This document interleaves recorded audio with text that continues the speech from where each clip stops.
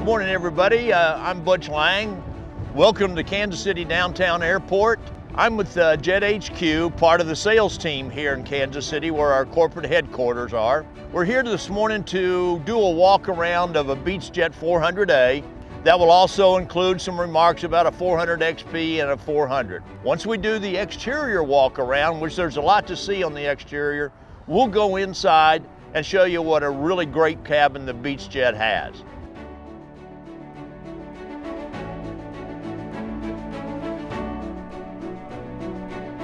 Now I'm going to do a short walk around of the Beechjet and point out some of the features that have made this airplane so popular that's been built since 1984. And it was built up until 2013. This is one of the most robust, strong light jets that's ever been manufactured. Just to support that, the Air Force operates approximately 200 of these in a training environment out of Oklahoma and Texas, and they teach brand new students how to fly this very fast Beechjet. They call theirs the T1A. A couple of things to point out on this airplane. It is a swept wing airplane. It's got a high load factor wing and which uses spoilers for roll control. That gives us a couple of things that allows us to do a lot of flaps so that you can get your landing speeds very low, but with this swept wing and altitude, you can go very fast. It's normally 440 knot airplane, Mach 7.8. The airplane wing is two single pieces, top and bottom. And as you notice, all the leading edges are heated. That's on all the surfaces of the Beechjet. So the leading edge of the wing is heated, the leading edge of the horizontal stabilizer is heated, and the engines are heated.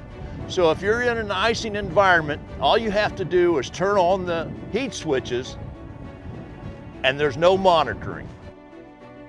As I've said before, this landing gear is on the T1As that are in the Air Force. They can take a lot of punishment. They operate theirs with probably 10 to 15 landings a day. You as a civilian operator will probably most 2 or 3 a day. That's with the professional pilot at the controls. The skin of the airplane is much thicker than the normal light jet. And you can see that if you do a close walk around, that the joints are lapped and not joined. That means a great deal of strength has been built into this fuselage.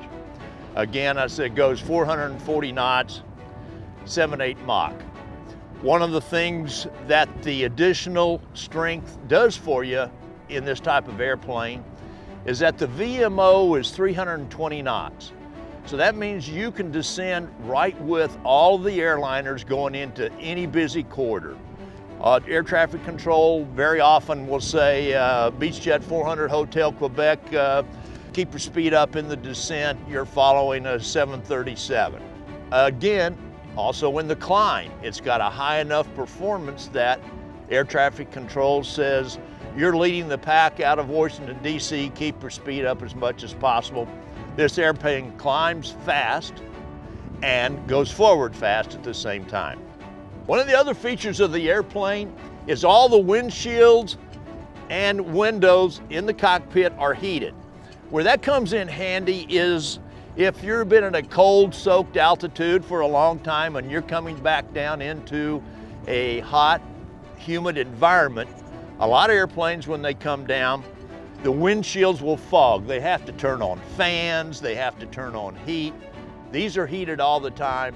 They never fog coming down into a high, humid environment.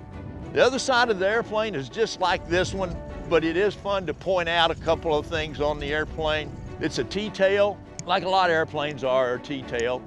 That'll give you a little smoother ride and gives you good elevator control there. And then from the front of the airplane, you can see that all the heated surfaces there. Just a little bit of my background. I was a Vietnam-era Navy pilot. Flew corporate for a short amount of time, and then I flew for the airlines for 8 years. I've flown a lot of different high-performance airplanes, and this is absolutely one of my favorite. It handles great, it's fast, and it's very robust. And I want to show you just how strong this wing is if I can do this gracefully.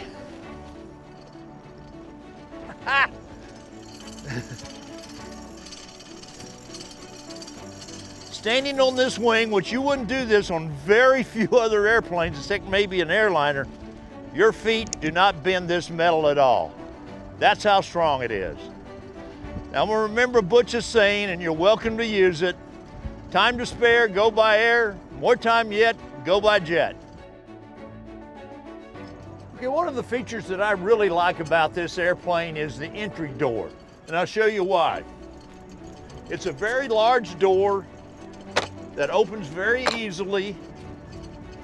It goes from the bottom of the fuselage here to the top. You pull down the ladder, and it has an actual step instead of a ladder, so that you can get your full foot on this step. Ladies that might have heels on or are a little unstable, you can put your full foot there. You have a handhold here, and you can enter the airplane very gracefully and without much effort.